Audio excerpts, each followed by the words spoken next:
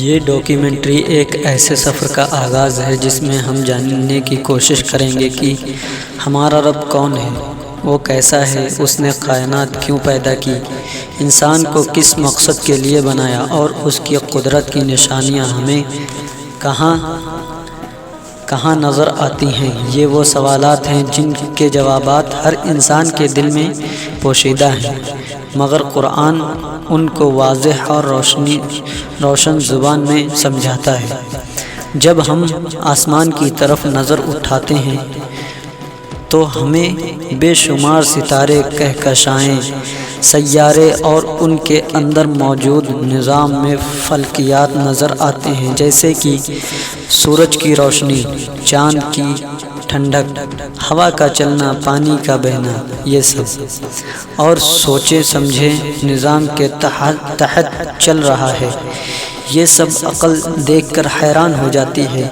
تبھی قرآن شریف کہتا ہے، اللہ خالق کل شیء، اللہ ہر چیز کا خالق ہے۔ یہ ایک جملہ پوری مخلوق کے وجود کو بیان کر رہا ہے۔ کائنات کے حجم اتنا بڑا ہے کہ انسان ابھی تک اس کے کناروں تک نہیں پہنچ سکا۔ سائنس ہر روز نئی چیزیں دریافت کر رہی ہے، مگر اللہ نے اس سب کو صرف ایک حکم سے پیدا کیا، اذا قضى امر فانما يقول له كن فيكون۔ وہ جب کسی چیز کا فیصلہ کرتا ہے تو کہتا ہے ہو جا، اور وہ ہو جاتی ہے۔ ہم اللہ کو دیکھ نہیں سکتے، لیکن اس کی قدرت ہر جگہ نظر آتی ہے، جیسے کہ چاند رات میں روشنی دیتا ہے مگر ضائع اپنی نہیں رکھتا، پہاڑ زمین کو تھامے ہوئے ہیں مگر قوت ان کی اپنی نہیں، پانی پیاس بجھاتا ہے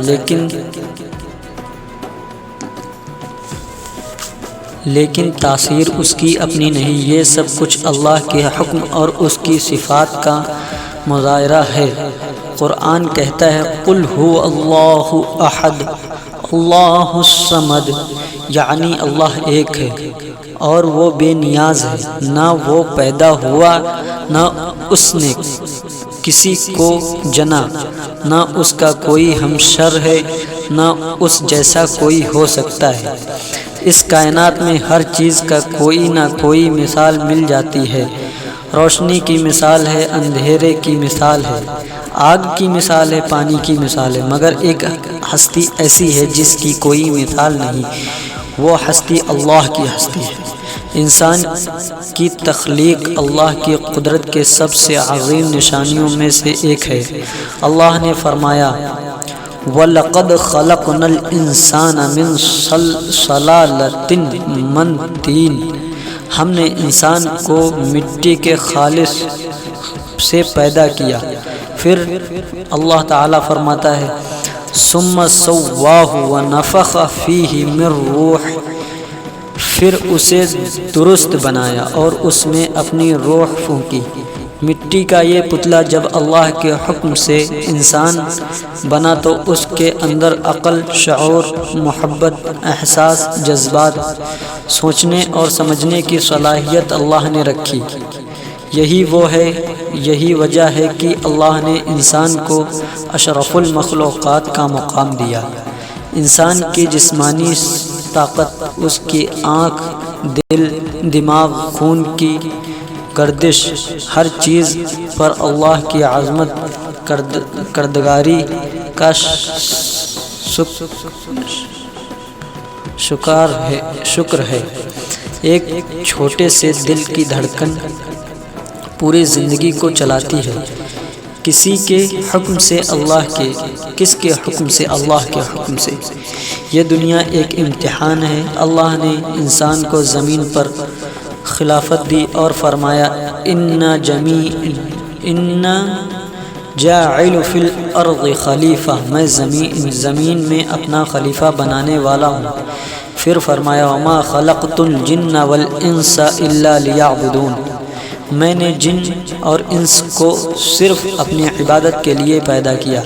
عبادت کا مطلب صرف نماز، روزہ، زکوٰۃ نہیں، بلکہ اللہ کی رضا کے مطابق زندگی گزارنا، سچ بولنا، والدین کی عزت کرنا، امانت داری کرنا، بھلائی، صبر، یہ سب بھی عبادت کا حصہ ہے۔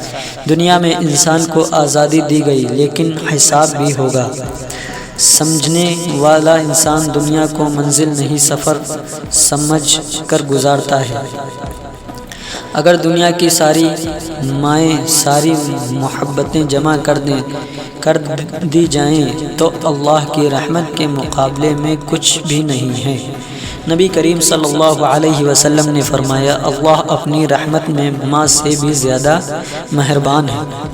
جب انسان غلطی کرتا ہے، گناہ کرتا ہے، تو شیطان کہتا ہے، اب تیرا رب تجھ سے ناراض ہو گیا، مگر اللہ تعالیٰ کہتا ہے، لا تقنطوا من رحمت اللہ، اللہ کی رحمت سے نا امید نہ ہو۔ وہ رات کے پچھلے حصے میں آسمانی دنیا پر آ کر پکارتا ہے، کوئی ہے مجھ سے مانگنے والا کہ میں اسے دوں، کوئی ہے میرے سے مغفرت کی دعا چاہنے والا کہ میں اس کی مغفرت کر دوں۔ اس دنیا میں ہر چیز بدل جاتی ہے، لوگ بدل جاتے ہیں، حالات بدل جاتے ہیں، ہر تعلقات بدل جاتے ہیں، لیکن اللہ کی رحمت کبھی نہیں بدلتی۔ ہم جب صبح اٹھتے ہیں، آنکھ کھلتی ہے، ایک نئی سانس ملتی ہے، یہ اللہ کی نعمت ہے۔ کھانا کھاتے ہیں، پانی پیتے ہیں، ہر صحت ملتی ہے، یہ سب اس کی رحمت ہے۔ قرآن کہتا ہے، وَإِنَّ تَعُدُّوا نِعْمَةَ اللَّهِ لَا تُحْصُوهَا، اگر تم اللہ کی نعمتیں گننا چاہو تو گن نہیں سکتے۔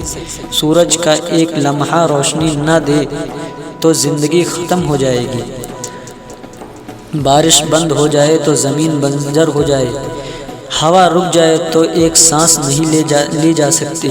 ہر چیز پر اللہ کی قدرت کا ثبوت ہے۔ اللہ نے انسان کو تنہا نہیں چھوڑا،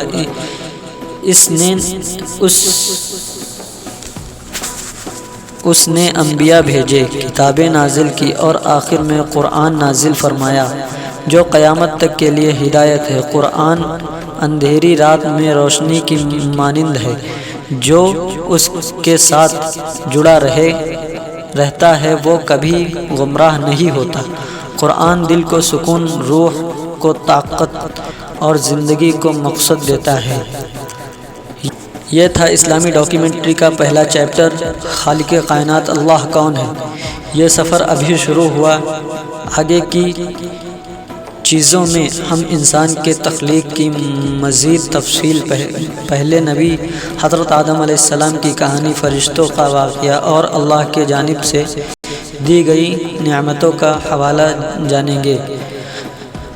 تو آپ سبھی لوگ جڑے رہیے، اور اگر ڈاکیومنٹری اچھی لگی ہو تو کمنٹ کریں، لائک کریں اور شیئر کریں، اور آنے والے وقت میں چیپٹر 2 بھی دیکھیں۔